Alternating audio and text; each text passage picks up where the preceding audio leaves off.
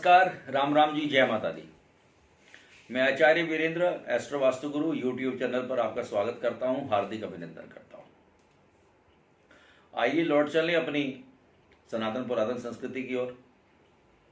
आज की इस वीडियो के अंदर मैं आपको जानकारी देने वाला हूं।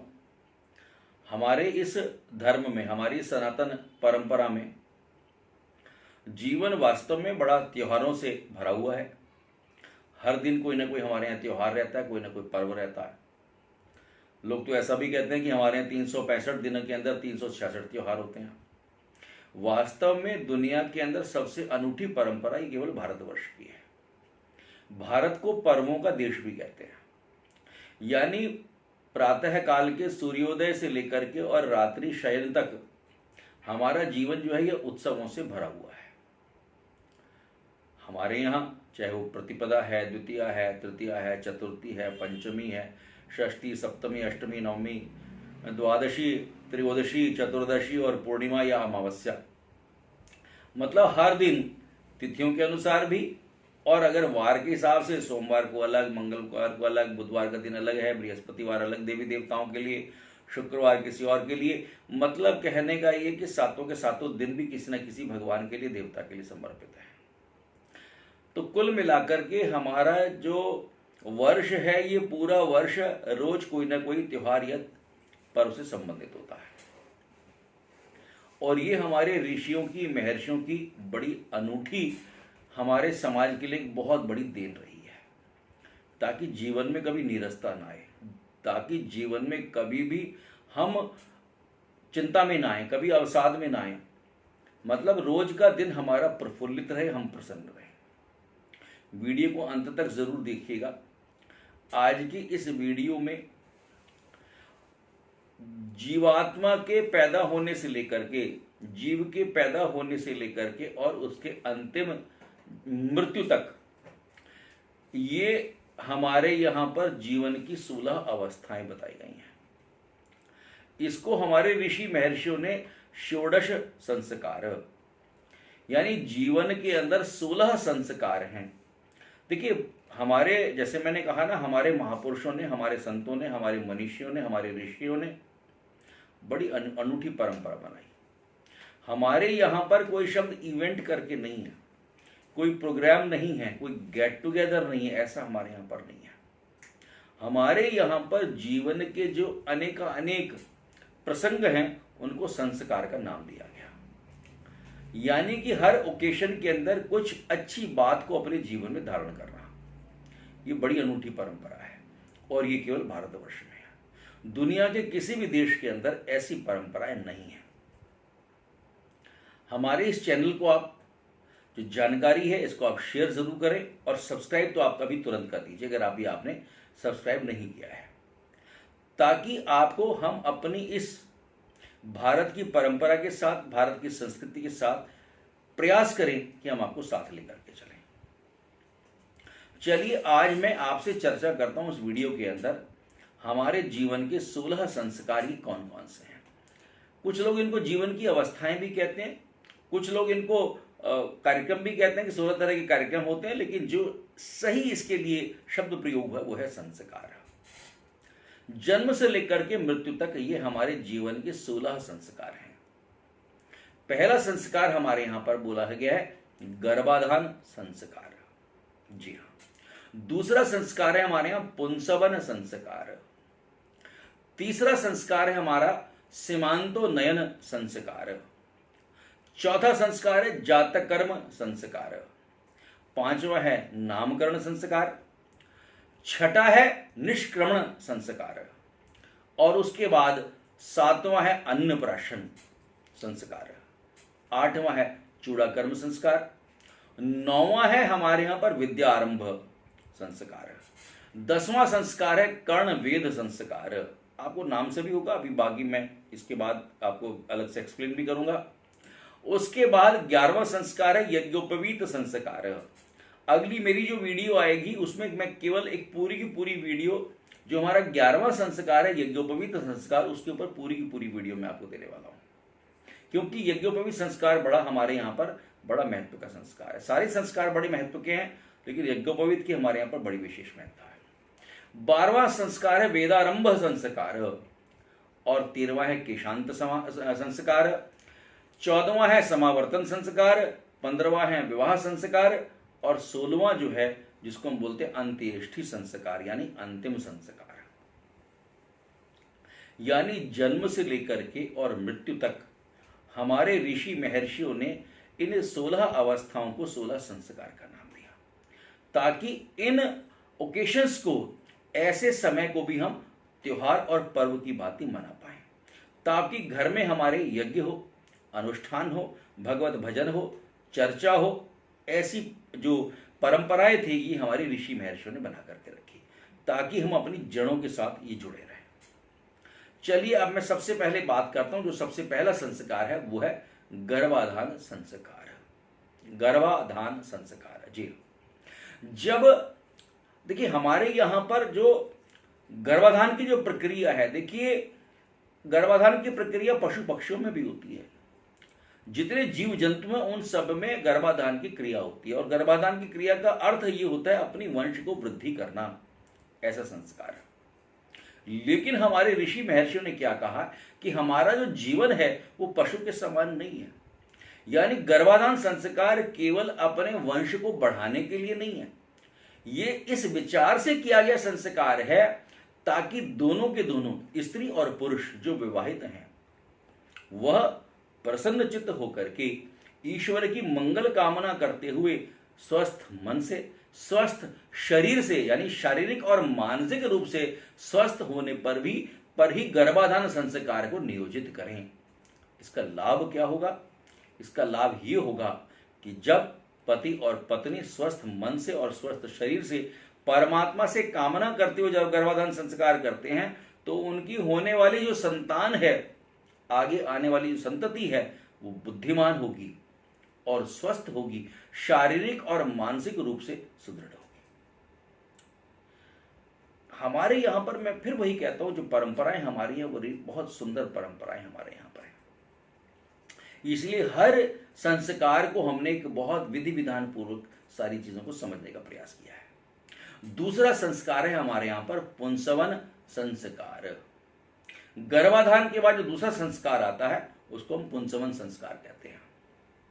जिस समय गर्भ ठहर जाता है, गर्भ ठहरने के 3 महीने के बाद, गर्भ ठहरने के बाद 3 महीने के बाद जो जीव है उसका संरक्षण हो, वो जीव बचा रहे, उसका पोषण हो, उसका विकास हो, उसके अंदर जो उसकी डेवलपमेंट है वो बहुत अच्छे तरीके से होनी चाहिए, ये बड़ा आवश्यक है। यानी जो शुरू के 3 महीने हैं उसमें उस गर्भ के शारीरिक और मानसिक विकास की जो अवस्थाएं हैं ये बड़ी आवश्यक होती हैं।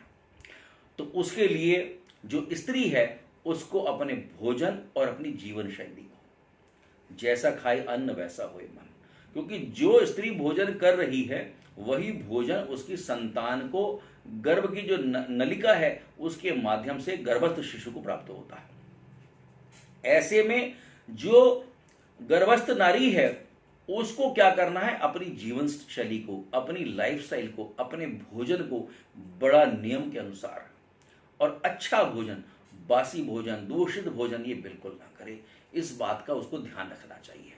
इस संस्कार को हम बोलते हैं पुंसवन संस्कार है। और इसके लिए इसका तात्पर्य क्या है कि जब वो अपनी लाइफस्टाइल को अच्छा रहेगी, अपनी जीवनचर्या को ठीक रखेगी, उसका भोजन अच्छा होगा तो संतान कैसी होगी, स्वस्थ और उत्तम संतान की प्राप्ति होने वाली है। ये हमारे यहां दूसरा संस्कार है। इसके बाद हमारा जो तीसरा संस्कार है वो है सीमांतो नयन संस्कार। ये संस्कार गर्भ धारण करने के 6 से लेकर के और 8वें महीने के बीच में होता है। और ये जो 6 से 8वां महीना है, आप देखेंगे ये सबसे ज्यादा क्रूशल, सबसे ज्यादा टेढ़ा और सबसे ज्यादा खतरनाक भी होता है। ज्यादातर जो गर्भपात होते हैं वो 6 से और 8 महीने के बीच में ही होते हैं। ज्यादातर प्री मैच्योर डिलीवरी जो होती हैं वो 6 से 8 महीने के बीच में ही होती हैं। इस पीरियड के अंदर जो गर्भवती स्त्री है उस स्त्री के स्वभाव में बहुत सारे परिवर्तन आने शुरू हो जाते हैं। स्त्री का उठना कैसे, उसको बैठना कैसे, उसको लेटना कैसे, उसको सोना कैसे, उसको चलना कैसे है, ये सारी चीजें बड़ा महत्वपूर्ण हो जाती हैं। बहुत ज़्यादा ऊंची सीढ़ियाँ नहीं चढ़नी है उसको, बहुत ज़्यादा वजन नहीं उठाना है, और कहीं ना कहीं आप देखेंगे कि उसका जो मानसिक, जो उसका वैचारिक स्तर है, ऐसी नारी के जीवन में भी, उसके उसके व्यवहार में बहुत सारे परिवर्तन आने शुरू हो जाते हैं। और मेडिकल साइंस भी यही बात कहती है कि इन महीनों में स्त्री के ऊपर विशेष सावधानी की यह आवश्यकता होती है। इसलिए इस छठे से और 8वें महीने के बीच के अंदर इस बात का विशेष रूप से ध्यान रखा जाए ताकि गर्भस्थ शिशु को किसी भी प्रकार की कोई हानि ना हो। इस संस्कार को हमारे यहाँ बोलते हैं सीमांत नयन संस्कार। उसके बाद हमारा चौथा संस्कार है जिसको हम कहते हैं जातकर्म संस्कार।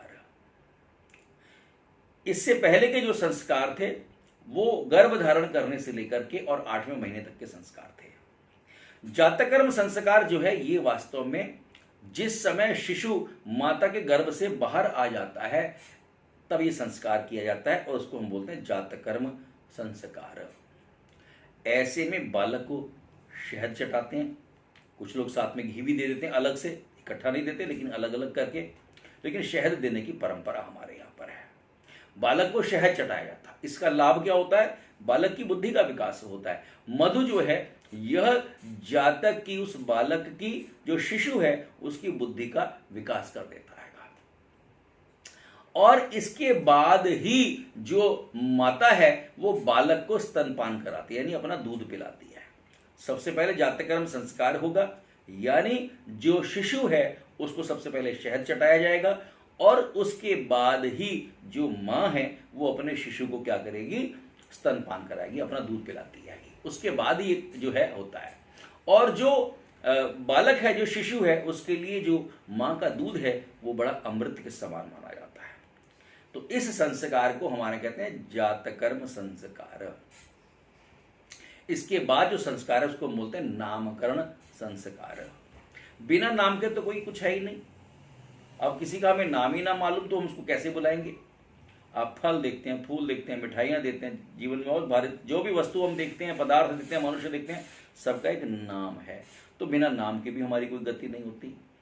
तो जो नामकरण संस्कार है, उस जो शिशु जो जिसने जन्म लिया है उसकी जन्म तिथि क्या है, उसके जन्म का समय क्या है, कौन से स्थान पर उसका जन्म हुआ है, उस समय जन्म नक्षत्र के अनुसार ही बालक के नाम का नामकरण किया जाता है।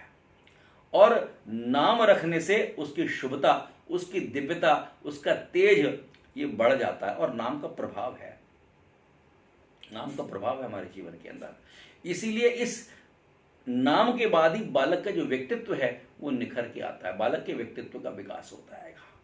तो नामकरण की जो परंपरा हमारे यहाँ पर है कि जिस दिन हम उसका नाम रखेंगे उसको भी हम उत्सव के रूप में ही मनाते हैं। घर में यज्ञ किया जाता है, घर में अनुष्ठान किया जाता है, पंडित जी घर में आते हैं और संस्कार करवाते हैं। तो इसीलिए यहाँ पर जन्म के बाद जो है हमारा जातकर्म संस्कार और उसके पश्चात हमारा जो नामकरण संस्कार है ये होता है। उसके बाद का जो संस्कार है, जो छठा संस्कार है, जिसको हम बोलते हैं निष्क्रमण संस्कार। निष्क्रमण संस्कार, इस दिन बालक को दिन में सूर्य और रात्रि को चंद्रमा, इसके दर्शन कराए जाते हैं। जी हाँ, देखिए हमारी परंपरा है, मैंने कहा ना हमारे यहाँ, और बहुत सारी चीज़ें तो हम लोग भूल गए हैं वास्तव में। केवल पुस्तकों में ही ये सब चीज़ें रह गई हैं, लेकिन हमने वो छोड़ दिया। बालक स्वस्थ हो, बालक बलवान हो, बालक जो है सूर्य के समान तेज वाला हो, सूर्य की ज्योति से उसको उसके दर्शन कराए जाते हैं। और रात्रि को पूर्णिमा के दिन, वैसे देखा जाए तो ये दिन पूर्णिमा का ही चुना जाता है, क्योंकि पूर्णिमा को जो चंद्रमा है वो अपनी दिव्यता पर होता है। दिन में भगवान भास्कर के दर्शन कराए और रात्रि को हमने उस बालक को चंद्रमा के, भगवान चंद्रमा के दर्शन उसको कराए। तो बालक के अंदर सूर्य के साथ साथ चंद्रमा के जो गुण हैं, सौम्यता है, शांति है और जो मधुरता है जीवन के अंदर, ये गुण हम चंद्रमा से सीखते हैं। तो इस दिन निष्क्रमण संस्कार के अंदर के दिन हम जो बालक है जिसने जन्म लिया है उसको हम भगवान सूर्य के और भगवान चंद्रमा के दर्शन कराते हैं। ये सामान्यतः जन्म लेने से, और जो बालक चौथे महीने में 4 महीने का हो जाता है तब ये संस्कार जो है ये कराया जाता है। चौथे महीने के अंदर जो निष्क्रमण संस्कार है ये कराया जाता है। और उसके बाद बालक को बाहरी जो वातावरण है उसके अंदर उसको अवगत कराए, यानी घर से बाहर ले जाने की जो आजकल तो बहुत सारी चीज़ें आ गई, गाड़ी में हैं, ले जाते हैं लोग अपने साथ। लेकिन पहले जो परंपराएं थी कि 4 महीने तक बालक को घर से बाहर नहीं लेकर के जाना हैगा। तो जब ये हमारा संस्कार, निष्क्रमण संस्कार हो जाता है भगवान भास्कर के और भगवान चंद्रमा के दर्शन हो गए, उसके बाद ही बालक को बाहरी वातावरण से, यानी कि बाहर उसको लेके जाना हो, तभी हम लेकर के जाते थे। उसके बाद था हमारा अन्नप्राशन संस्कार, नाम से पता चल जाता है अन्नप्राशन संस्कार है। देखिए जो बालक है जब वो बढ़ रहा है, 4 महीने से ऊपर का जब बच्चा हो गया है, तो उसको माता के दूध के अतिरिक्त कुछ और अन्य खाद्य पदार्थों की भी आवश्यकता होती है। उसको माता के दूध से पूरी उसकी पूर्ति नहीं हो पाती है। तो उसके बालक के शारीरिक, मानसिक, बौद्धिक, आध्यात्मिक, आत्मिक विकास के लिए उसको कुछ और अन्न, हमने उसको खिचड़ी देना शुरू कर दिया, दलिया देना शुरू कर दिया, केला देना हमने शुरू कर दिया, छोटी छोटी ऐसी चीज़ें हमने दी हैं। तो ये चीज़ें जो हैं जिस दिन से हम शुरू करते हैं उसको बोलते हैं अन्नप्राशन संस्कार। उसके बाद का जो संस्कार है, 8वां संस्कार, उसको हम बोलते हैं चूड़ा कर्म संस्कार। चूड़ा कर्म संस्कार को हमारे यहाँ मुंडन संस्कार भी कहते हैं, यानी जिस दिन केश उतारे जाते हैं इसको मुंडन संस्कार कहते हैं। इसको हम, वैसे इसका असली नाम है चूड़ा कर्म संस्कार, इसको मुंडन संस्कार के नाम से भी जानते हैं। ये जो संस्कार है जन्म से पहले वर्ष में, तीसरे वर्ष में या 5वें वर्ष में, ऐसा हमारे यहाँ पर कहा गया है। यानी जन्म के बाद 1 साल के अंदर अंदर, या जन्म के बाद कुछ लोग तीसरे वर्ष के अंदर, या जन्म के बाद वो 5वें वर्ष में, ऐसा इसको करते हैं। अलग अलग परंपराएं भारत के अंदर अलग अलग तरीके से हैं, लेकिन सामान्यतः जब ये जो मुंडन संस्कार है, चूड़ा कर्म संस्कार है, ये जन्म से पहले वर्ष में, तीसरे वर्ष में या 5वें वर्ष में होता है। देखिए जब बालक जो है वो माँ के गर्भ में रहा है और जब गर्भ से बाहर आ गया तो 1 वर्ष तक उसकी शारीरिक स्वच्छता और बौद्धिक विकास के लिए, क्योंकि जब तक वो गर्भ में था तो बहुत सारे कीटाणु उसके बालों के अंदर, उसके सिर के अंदर बहुत सारे रहे होंगे। तो जन्म के बाद जो दूषित कीटाणु हैं उनसे मुक्त करने के लिए संस्कार किया, तो उसके बाल उतारे जाते हैं, ताकि जो स्वच्छता से उसकी शारीरिक, मानसिक और जो बौद्धिक विकास है वो तीव्र गति से हो जाए, ऐसा कहा गया हमारे यहाँ पर। इसीलिए यहाँ पर हमारे यहाँ चूड़ा कर्म का संस्कार जो है ये किया जाता है। घर की महिलाएं सब इकट्ठी हो जाती हैं, गीत गाती हैं, और बाकायदा जो हमारे यहाँ पर जो नाई है वो आता है और बालक के जो बाल हैं वो उतारते हैं और हल्दी लगाई जाती है और प्रसाद बांटा जाता है। मतलब कहने का ये है कि हर संस्कार को उत्सव की तरह मनाना, यही हमारी परंपरा है। उसके बाद है विद्यारंभ संस्कार, नाम से पता चलता है जिस दिन से बालक जो है वो विद्या प्राप्त करने, स्कूल जाना शुरू कर देता है, उसको विद्यारंभ संस्कार है। शुभ तिथि, शुभ नक्षत्र, शुभ योग, शुभ कर्ण और शुभ वार देख करके, उस दिन भद्रा ना हो, रिक्ता तिथि ना हो, अशुभ वार ना हो, इस बात को ध्यान रख करके ही पहले बालक को गुरुकुल के अंदर भेजा जाता है। अब तो एकेडमिक सेशंस होते हैं, सरकार निर्धारित करती है किस दिन से हमारे स्कूल खुलेंगे, लेकिन हमारी जो पुरानी परंपराएं थी वो गुरुकुल परंपराएं थी, और गुरुकुल के अंदर गुरुकुल की मान्यताओं के अनुसार ही इस प्रकार से नियोजन किया जाता था। उसी समय से ही गुरुकुल के अंदर जो पाठ्यक्रम थे वो प्रारंभ हुआ करते थे। तो इस प्रकार से हमारे यहाँ पर एक संस्कार था विद्यारंभ संस्कार। उसके बाद का जो संस्कार है उसको बोलते हैं कर्ण भेद संस्कार। कर्ण भेद मतलब कान को छिदवाना। देखिए कान छिदवाने की परंपरा भी, इसको विज्ञान भी स्वीकार करता है कि कान छेदने से हमारे अंदर जो शारीरिक बीमारियां हैं उनसे हमें मुक्ति मिलती है। कान छेदने से वास्तव में क्या होता हैगा, जो बीमारियां वो हमें पकड़ती नहीं है, बीमारियों से हमारी रक्षा होती है और हमारी सुनने की जो शक्ति है, हम जो हमारी हियरिंग जो पावर है वो बढ़ जाती है, श्रवण शक्ति हमारी बढ़ जाती है। इसलिए हमारे जिस दिन हम कान छिदवाते थे उसको बोलते थे कर्णभेद संस्कार। उसके बाद का जो संस्कार है वो है यज्ञ। 11वां संस्कार हमारे यहाँ पर यज्ञोपवीत संस्कार है, जिसको आप जनेऊ संस्कार भी कहते हैं। इसके बारे में अलग से मैं वीडियो भी आपको पूरी दूंगा जनेऊ के ऊपर, कि जनेऊ कैसे होता है, किस तरह से किया जाता है। जनेऊ एक प्रकार का धागा है जिसको हम अपने बाएं कंधे के ऊपर पहनते हैं और दाईं बगल के नीचे से ये धागा आता है। उसका पूरा संस्कार हमारे यहाँ पर हुआ होता हैगा। और जो यज्ञोपवीत संस्कार है उसकी हमारे यहाँ पर बड़ी महत्ता है। और हमारे यहाँ पर कहते हैं कि विद्यारंभ आरंभ जब आप करने जा रहे हैं तो जैसे आप गुरुकुल में एंटर करेंगे उसी समय पर ही आपका जो ये संस्कार है, जो यज्ञोपवीत संस्कार है वो करवाया जा सकता है।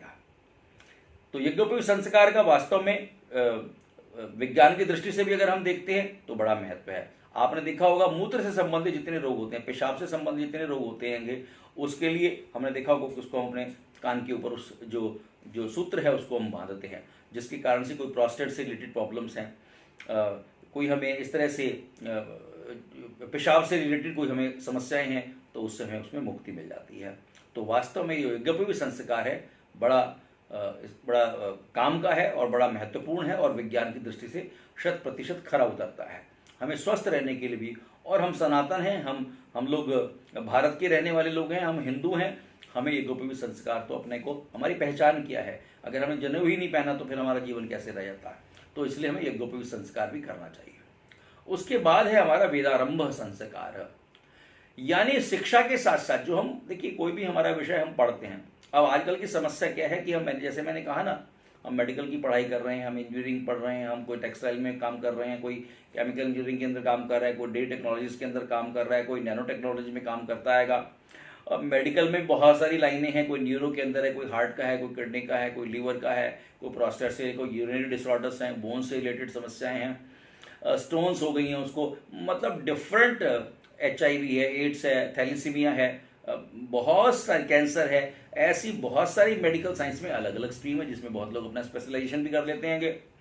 तो कहने का अर्थ ये है कि जो हम पढ़ रहे हैं वो तो हम पढ़ रहे हैं, लेकिन इसके अलावा धर्म की शिक्षा, धर्म का वैज्ञानिक ज्ञान होना, वेदारंभ संस्कार, यानी हमारी बहुमुखी जो प्रतिभा है वो सारे समाज के अंदर उसका चतुर्मुखी यानी चारों दिशाओं में उसका विकास होना चाहिए। इसीलिए हमारे यहां पर वेदारंभ संस्कार की व्यवस्था की गई थी। उसके बाद का संस्कार है जो 13वां संस्कार, उसको बोलते हैं केशांत संस्कार। केशांत संस्कार ये होता है कि जो आपकी शिक्षा है अब वो पूर्ण हो गई है, अब आप गृहस्थाश्रम में प्रवेश करने वाले हैं, आपका आत्मविश्वास बढ़ा रहे, आप अपने जीवन के अंदर सफल बने और समाज के अंदर जो आपका कार्य क्षेत्र है वो आपका निर्धारित हो जाए, और जो कार्य क्षेत्र में जो परेशानियां आने वाली हैं आप उनसे अवगत हो जाएं। इसको बोलते थे केशांत संस्कार। उसके बाद 14वां संस्कार है हमारे यहाँ पर समावर्तन संस्कार। जिस समय अब आपकी पढ़ाई पूरी हो गई और अब आप गुरुकुल से विदाई ले रहे हैं, जब आप पढ़ाई पूरी करने के बाद गुरुकुल से विदा हो रहे हैं, तो उस विदाई से पहले एक संस्कार किया जाता था जिसको हम कहते थे समावर्तन संस्कार। इसके बाद ही व्यक्ति जो था वो गृहस्थ आश्रम में प्रवेश करता था, उससे पहले नहीं होता था। यानी जब आपने गुरुकुल में अपनी शिक्षा कंप्लीट कर लिया, आपका दीक्षांत समारोह हो गया, उस संस्कार यानी विदाई, जब आपका उसके बाद एक विदाई का कार्यक्रम होता था, विदाई का कार्यक्रम ही था, वो संस्कार नहीं, विदाई का कार्यक्रम होता था। तो उस विदाई के कार्यक्रम से पूर्व एक संस्कार था जिसको हम बोलते हैं समावर्तन संस्कार। जब समावर्तन संस्कार आपका हो जाएगा उसके बाद ही आप विवाह कर सकते थे, ऐसी व्यवस्था हमारे यहाँ पर थी। और उसके बाद का जो संस्कार है उसके यहाँ बोलते हैं विवाह संस्कार। यानी अब आप शिक्षित हो गए, आपने धर्म की शिक्षा ले ली है, और जो युवक और युवती हैं वो परिपक्व हैं, वो मैच्योर्ड हैं, उनको समझ है अच्छे बुरे की, उनको पहचान है, और तब उनका विवाह जो था वो निश्चित हो जाता था। वर जो था उनका, वर और वधु का जो विवाह था वो निश्चित हो जाता था। वर का जो विवाह है वह अपने आयु के विषम वर्षों में, यानी जैसे 21 है, 23 है, 25 है, 27 है, इन वर्षों में होना चाहिए। जो वर है वो हमेशा विषम वर्षों में होना चाहिए, और जो वधु है, जो कन्या है, वो अपने आयु के सम वर्षों में होनी चाहिए। ऐसा विवाह का हमारे यहाँ विधान था। यानी जो वर है वो 21, 23, 25, 27, और कन्या जो है 18, 20 और 21, 23, 25, 27 इस तरीके से रहता था। तो कन्या समवर्षों में और जो वर है वो विषम वर्षों के अंदर उनका विवाह ये होता था। विवाह की हमारे यहाँ पर आवश्यकता क्या थी?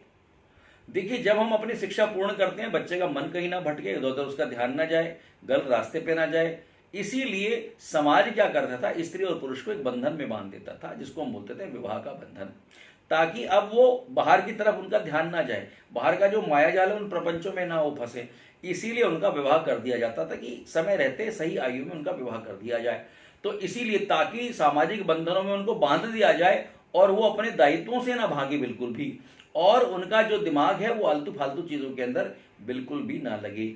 इसीलिए अपने जीवन की सारी जो उनके दायित्व हैं उनसे वो दूर ना भागे, उनको पूरा करें, और जो दूसरे विषय वासना वाले जो बाहरी चीजें हैं उनसे वो बच करके चलें। इसीलिए विवाह का संस्कार हमारे यहाँ पर ये बनाया गया था। और उसके बाद जो हमारा अंतिम है उसको अंतिम संस्कार यानी अंत्येष्टि संस्कार। ये जो हमारा पंच तत्वों से बना हुआ शरीर है यह क्या होता है, यह शांत हो जाता है और इस पंच तत्वों से बने इस नश्वर शरीर का को जलाना, इसको हम बोलते थे हमारे यहाँ पर अंत्येष्टि संस्कार, उसका दाह संस्कार करना, ये हमारा अंत्येष्टि संस्कार है।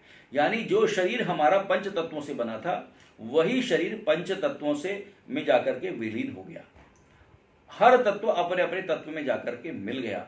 ऐसे यहाँ पर परंपरा, यानी परमात्मा ने भेजा और परमात्मा में ही विलीन हो गया। ये 16 संस्कार हमारे जीवन की परंपराएं हैं, हमारे जीवन के अंदर बड़े श्रेष्ठ ओकेशन हैं।